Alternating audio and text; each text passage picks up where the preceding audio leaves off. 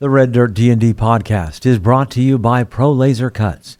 The Oklahoma company provides pre-made and customizable design laser cut dice towers, tokens, and more, developed by a gamer for gamers, and now available to enhance your tabletop game. Pro Laser Cuts products can be found at many Oklahoma City area game stores, local events, and now available online at prolasercuts.com. That's laser and cuts with a Z, Pro Laser Cuts. And by SD Way Gaming, where dice goblins unite. Our friends at SD Way Gaming celebrate the beautiful dice players handpick for their games and splendor. SD Way Gaming has expanded to include many tabletop gaming varieties, accessories, and similar fun necessities to include a service for your dice addiction. You can shop for a variety of products at sdwaygaming.com or find SD Way Gaming on Facebook.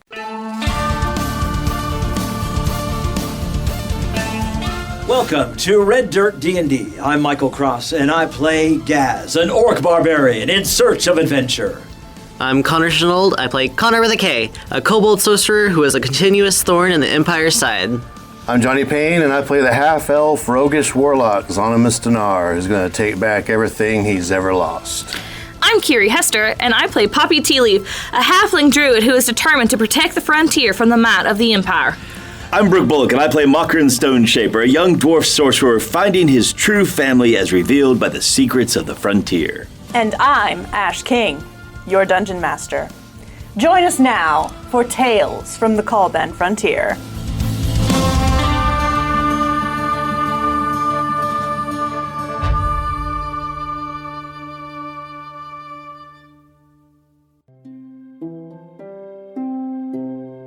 Deep in Dark Canyon, you have found a ray of light.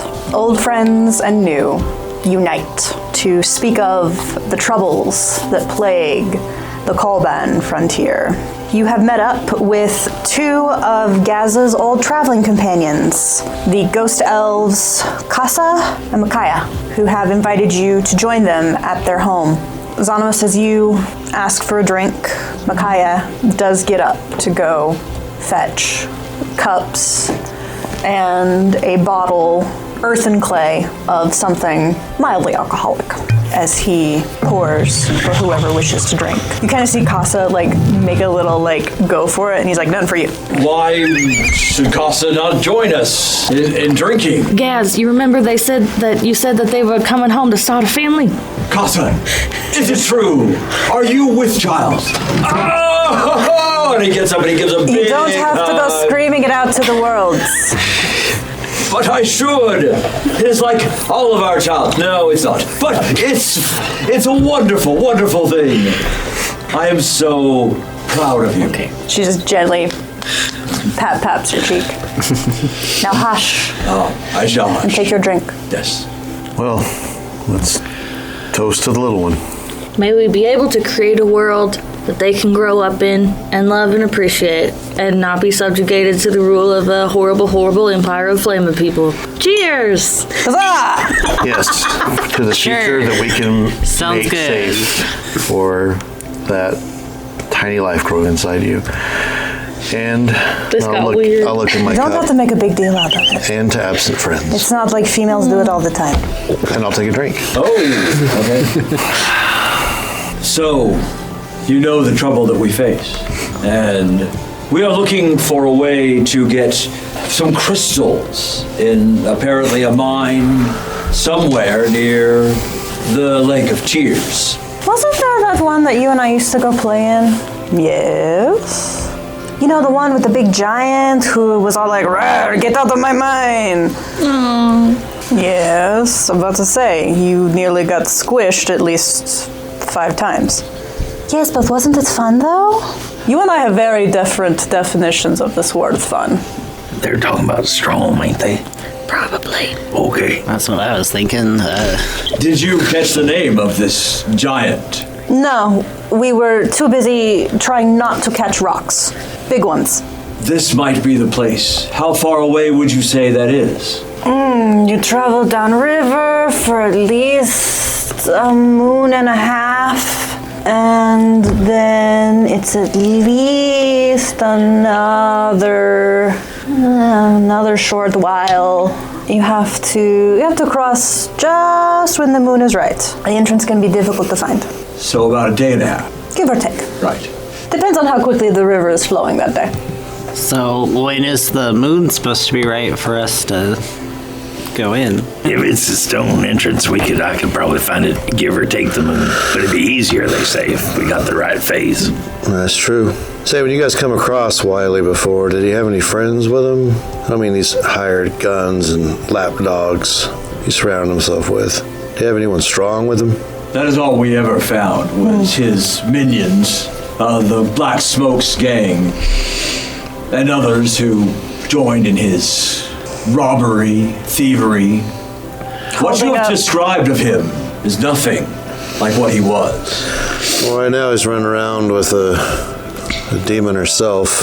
Yeah, Zonimus, that's a good idea. Was the demons you fought in the cave, were they kind of like, the fire and brimstone and horns and stuff, or was they more like, how would you describe Seraphina? She was like... Were their hands backwards? No, they were just simply minor demons of the abyss.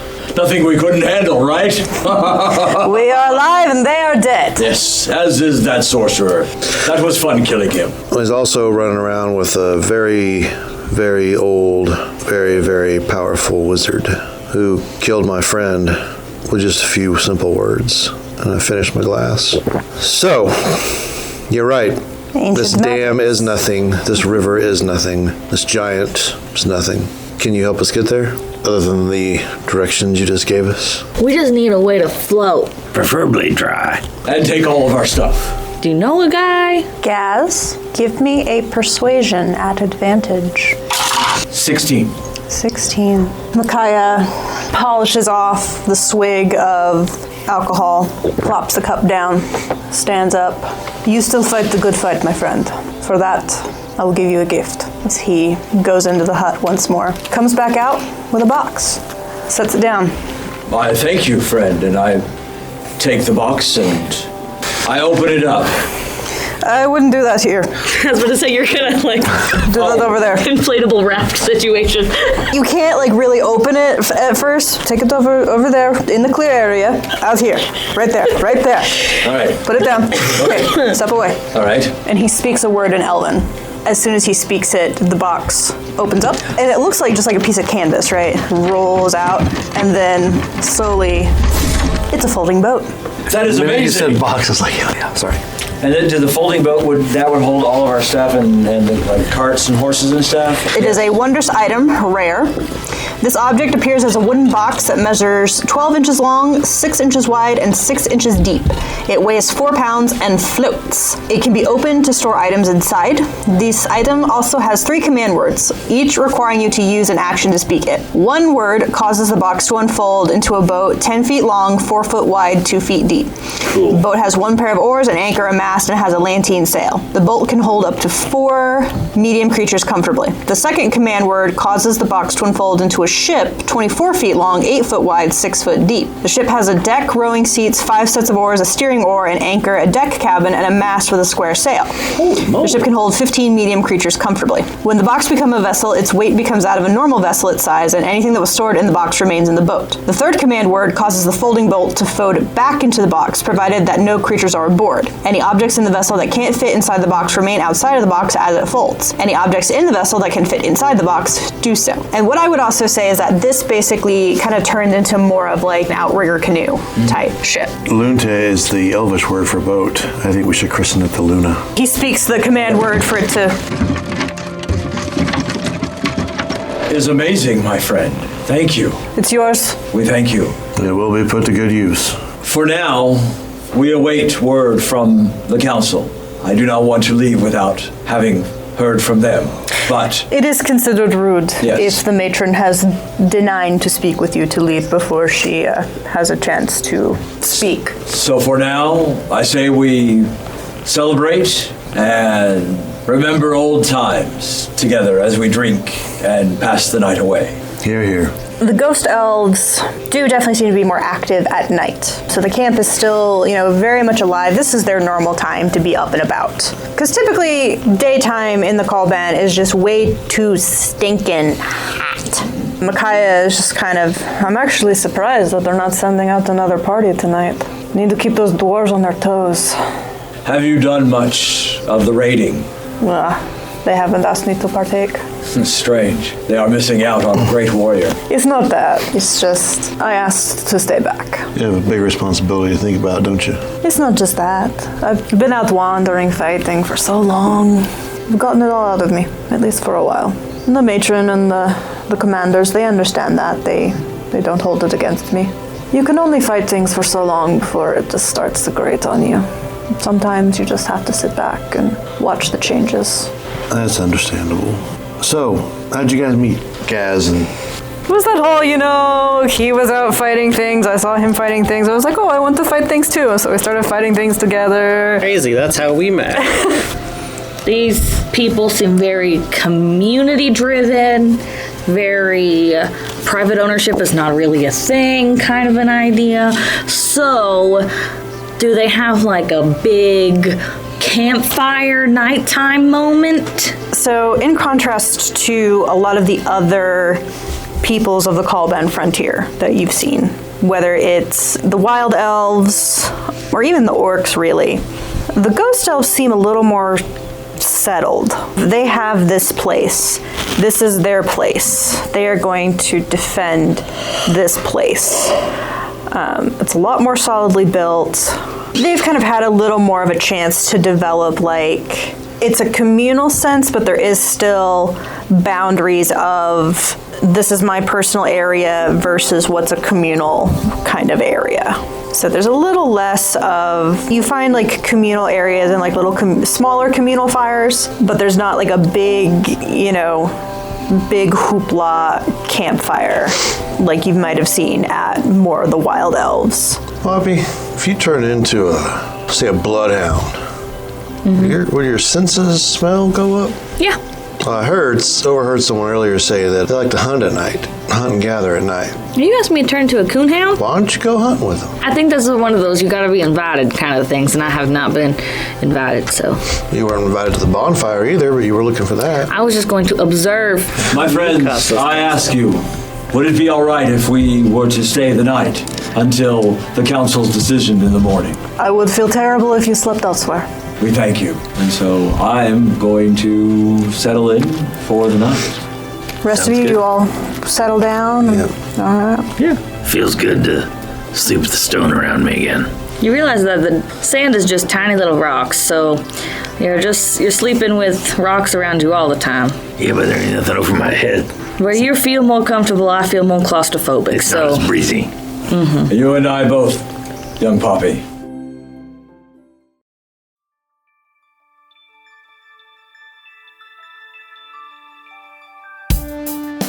Greetings and salutations, my friends. I'm Michael Cross. So great to have a moment to talk with you during this mid-show break. First off, I want to invite you all to join us as Patreon members. The money we raise helps us pay for things like the music and sound effects you hear on the show, as well as money to go to events and make new fans.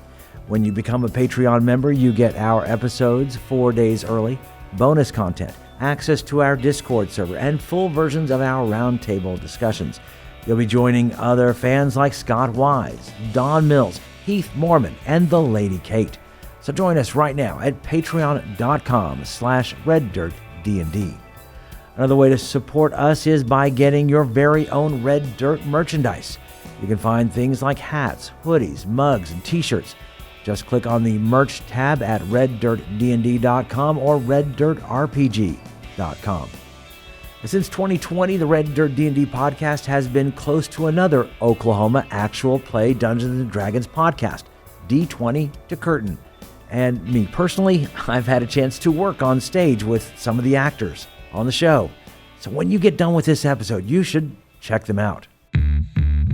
Hello, fellow D&Ders. My name is Jerome. I'm Jennifer. I'm Jody. And together with our friends Kara, Timothy, and Jared, we are the cast of the D20 to Curtain podcast, where Oklahoma theater geeks and their friends hit record and explore our new addiction to Dungeons and Dragons. We think D&D is more than just a game.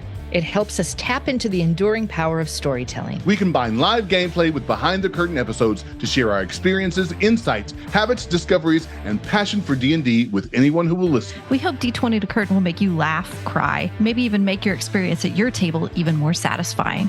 Check us out anywhere you listen to podcasts or visit us at d20tocurtain.com or at D20 to Curtain on Facebook, Twitter, and Instagram. We look forward to having you.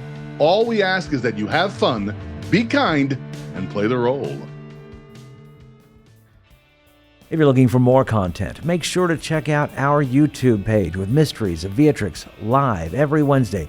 Keys from the Golden Vault from the Red Dirt Outlaws dropping every Tuesday at noon, and Plausible Deniability every other Thursday at 7 p.m. So come check it out at youtube.com/@RedDirtRPG or search for Red Dirt RPG on YouTube.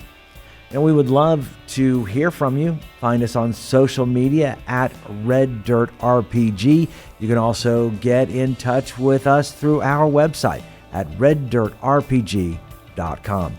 In the meantime, make sure and subscribe to this podcast and leave a comment on your favorite podcatcher so others can find us.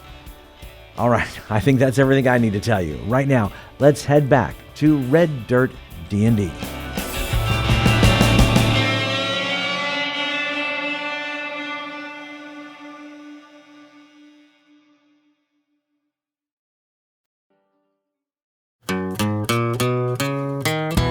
Next morning, it is Kotori who has been sent to collect you all as he comes to you, Xanonus, and says the council is ready for you to give you their decisions. I'll gather the others and meet you in the chambers. Meet them in the chambers. I will wait and I will direct you. It is easy to get lost. All right, how can I wake everybody up? Oh, can I go over and lean down to Gaz's ear? Oh, Gaz, wake up. Of course, I am awake. And now the rest of us. Now that everyone's awake. And you just hear from him going, I forgot! The matron's made her decision and is ready to meet with us. Very good. We should head to them. Thank you for your hospitality and letting us into your home. It was good to have you. Makya, don't be a stranger. We will see you soon. And we thank you again for the gift. You're welcome, my friend. Put it Use to it good well. use. And just saying, your little child. Gaz? Put that to a child. That's all I'm saying. We'll put it on the list at the very bottom. As we've worked through the other ones, we'll consider it. Outside of their hut, I will make some little desert flowers bloom. Aw, little Dawn's paintbrush. Yes. Give them a little thanks. All right, Tori, we're all here. Let's go. So he will take you back to the council chambers, where the council seems to have deliberated most of the night. The matron leans back, looking to you all. We have agreed. You may be allowed to be keepers of secrets. Thank you. For the Empire, well, allow me to show you. She gets up and leads you all far, far deeper, deeper, deeper into the canyons. And soon, there is no light. And those of you with dark vision can see that she trails her fingers along the wall of the canyon until she hits a point, and it's a glow that starts and begins to light up this hidden mural. And it is the light that paints it, this bioluminescent, magical, it's difficult to tell. But it is a history of the Callban in picture form. Ooh. This is what we debated long about. She, starting from the beginning, starts to weave the tale. And you can tell she stumbles a little bit because she's going from Elven to Common, because she would normally be telling these tales in Elven and in this very old dialect of Elven. But she speaks to you of how the gods formed the lands. And in the sight of the gods, all was green and good. There was no hardship, there were no tears. But then the outsiders came. First, there was a god called Serpentarius, whose snake-like servants began to ravage the land. In order to defeat and destroy Serpentarius, there was an ancient guardian who, since the gods had already formed their pact that they would not intervene in order to keep the Stormlord from destroying everything, they sent a guardian who willingly broke itself into 11 pieces, and that was the dragons. And that was when the first dragon, Argentum, sacrificed itself in order to permanently kill Serpentarius. For an immortal spirit can never be destroyed without the sacrifice of another immortal. And so the bones of Serpentarius and the bones of Argentum mingled together so that neither would awaken ever again. After that ferocious battle, the dragons made the agreement that they would become the guardians of the Callban forever. And so the people began to flock to the dragons, each one offering different power, ruling over a different aspect. Thundercrack was beloved. Her power was over the deserts. She and Lightning Strike were the two who ruled most and kept the desert to a smaller, manageable state, allowing all that was green and good to continue to grow. But the outsiders came again, and she speaks to you of the Empire of the Eternal Flame, and not just of the Empire, but of other allies that they were trying to court, allies from the Air Kingdom. And during the reign of the Empire, Cimarron was able to find ways to force the desert to expand to the point where it very nearly went from the Flame Peaks to the very west to the Cracked Crown Mountains to the east. And he would have succeeded in turning the entire world into his desert, into his plaything, had the dragons not interceded. The battles were great and many, and the peoples of the Callban fought hard, fought alongside Thundercrack. For eventually, she was the only one brave enough to stand, to rally together the peoples under one banner. This is what we know of the Empire. The Empire fell only through the Alliance. And once it was over, we all split apart. The Ghost Elves went underground. It was our cities that acted as the most guarded strongholds. You can torch a city, but if it is underground, you will have a much harder time to find it. The Wild Elves responded by never staying in one place for long, as did the Orcs. And all those to the east of the Cracked Crown remained ignorant, blissfully unaware, because of our sacrifices. This is what troubles me of the dwarves. They think themselves to be the new rulers of the Callban, but they are forming iron chokers that will strangle us all if we allow it. You will find the temple to Thundercrack to the south of here, along the western shore of the Lake of Tears. So it was just elves. There weren't like any gnolls. The gnolls are farther out. They have their own. So did the gnolls, wild elves, and orcs all take the one, being always on the move so they couldn't be found?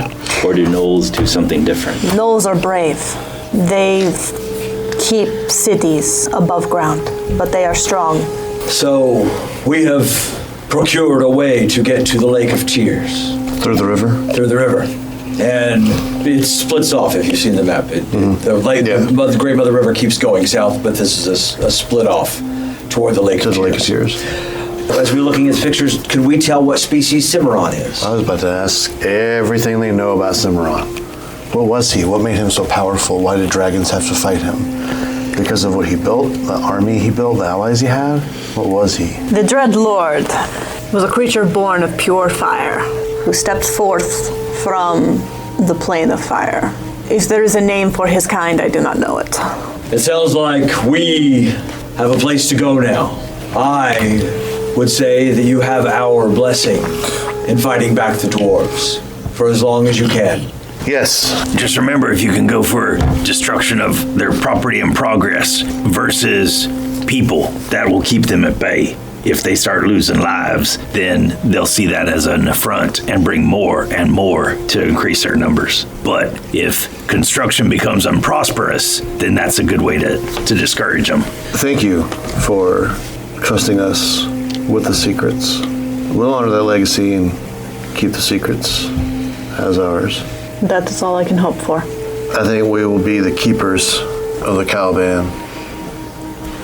So, if we have your blessing, we will head downriver to the Lake of Tears. You will be escorted out and taken to a appropriate launch site.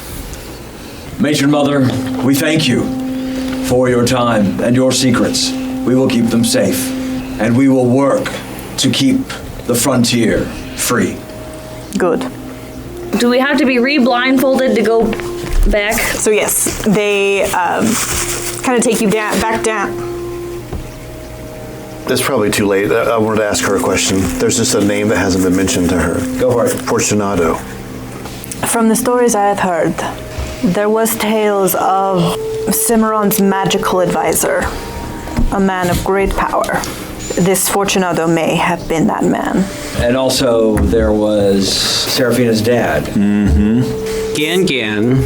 There's not as much a reaction about that. She seems to more fear, like, kind of when if you mention skyships, she seems more concerned about that just in general.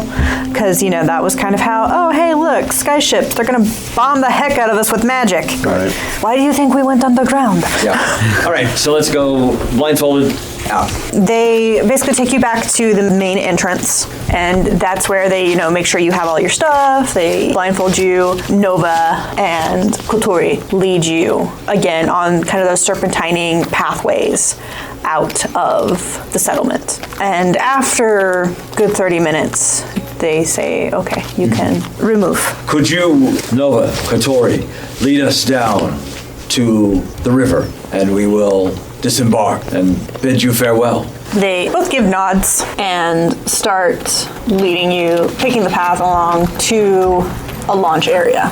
So that way you would be able to safely, you know, launch the boat. I say the command word Lunte, and a big 24-foot boat Okay. appears. And we bring our cart on. And does anybody know how to work this thing? I almost flew a skyship. Let me try.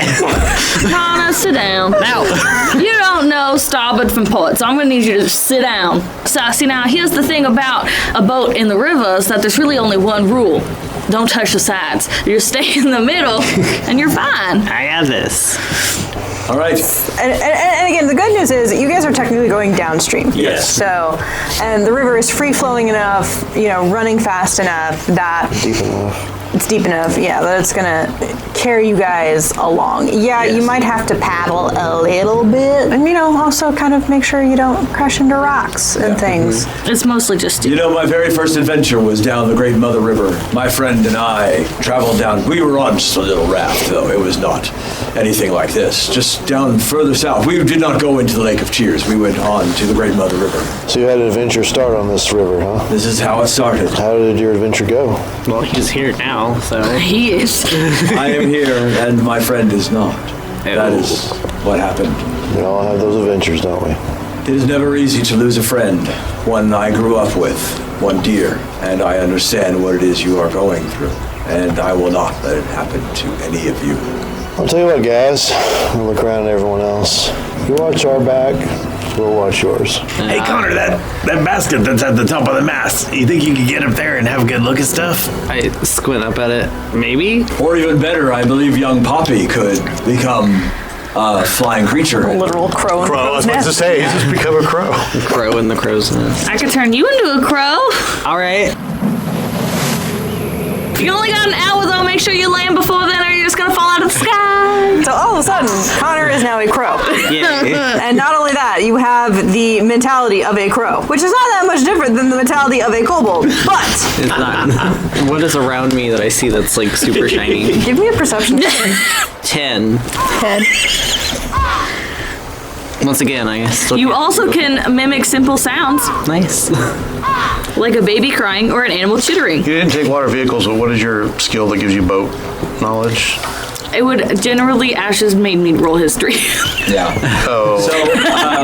So let's go on and head down. We got Well, yeah, I was about to say, I mean, somebody give me a piloting check. Bobby.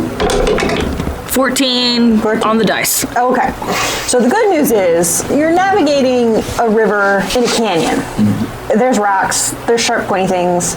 You do actually have to be actively involved in, not necessarily like paddling, but definitely like Catching the rock and pushing catching the rock, away. yeah, avoiding. So someone's got to steer, and then a couple people have to, again. It's Zonimus and I up front trying to keep away the boat. Keep away Yes. the rocks. Sounds good. And then I am a bird. And you are flying a around. bird, and you are up in the crow's nest keeping watch. Okay, I like it. Teamwork. Climb up there. Does the 14 get us through the first hazard? At least. Yay! How far do you think it is to the Can we see that? to the lake? A 'Cause day and a half. this is like pushing really hard, pushing off these rocks sometimes. Well, once we get past the canyons, we should be smooth sailing. Yeah. It'll be any time now. I look over these walls anytime. Makron's just keeping a natural kind of outlook. Man, I should be in a crow's nest more often. That is a modified 22 for just kind of looking ahead. Modified rock 22. on the left, rock on the right. Okay. So with Makron's perception and with you guys keeping an active watch, keeping active steering, active, pushing off against, it's several hours. And it's several hours of just arduous work, paying attention to make sure you don't crash into anything, you don't scrape against anything. But eventually, you do clear the canyon. And as you clear the canyon, you see it open out into this very wide mouth. And you find yourselves on the Lake of Tears.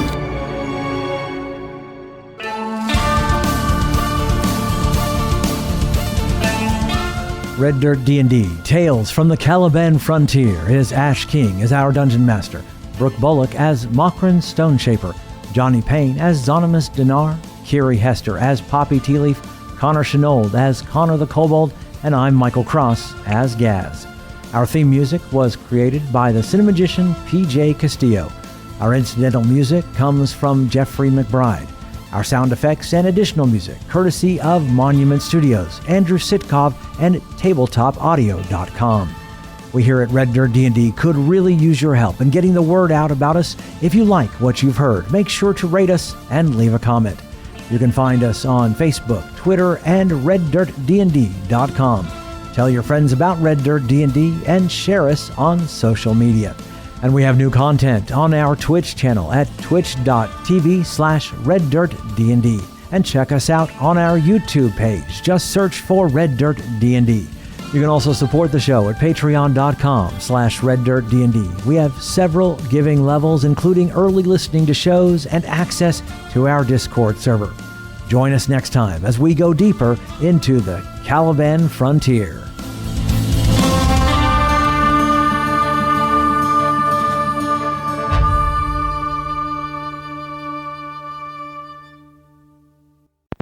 Yeah, Coincidentally, the moon will be in the proper phase also within a day and a half. Okay. How convenient! It's a folding boat. Holy yeah! Michael Cross just got edited. These. We got a folding yacht now. It's not even just a boat. Good night, John Boy. Night, Grandpa. Good night, Moon. Good night, Wacko. What's the worst thing that I could have happen at this point? Nothing bad That's happens that because life-size we are grits that you in need. a safe place. The dwarves show up. That's right. It's good. Nothing's gonna happen until we get downriver. Fortunato shows There's more up. hydras. Freaking goblin that we killed in episode 3. Paul Snaggletooth. shows up as a zombie. Zombie Paul Snaggletooth. No, you know who's still alive? Ma Snaggletooth. The She's goblin still army's out been there, cracking and we up. all know that she was the brains of that outfit. Ma floats in with white glowing eyes and raises Paul before us. Y'all done killed my man and my boys! Y'all's in for it now! What was he? Do you have his phone number? Do you know his at? Sea wrapped in flame. Right? 1-800 Cimarron Supermax. 1-800 Similat? How do we get on his visitation list? Then that's a good way to discourage them. Just some light vandalism. Tagging. Yeah. Pouring sugar in the diesel tanks. Pound of sugar in the concrete. I think we will be the keepers of the Caliban. We're getting jerseys for that or something? Yeah, it's like 2 back-to-back Ks. Yeah, okay. So like one line and then the comes off of it. No more than 2 Ks. 2 Ks is the maximum number of Ks. Yeah, no more Ks.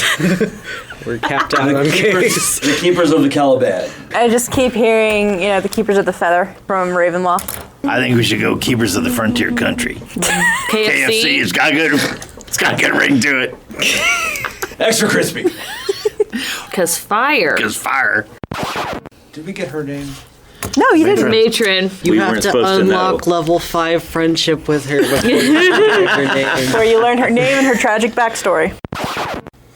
KFF, keep the frontier free. Sorry.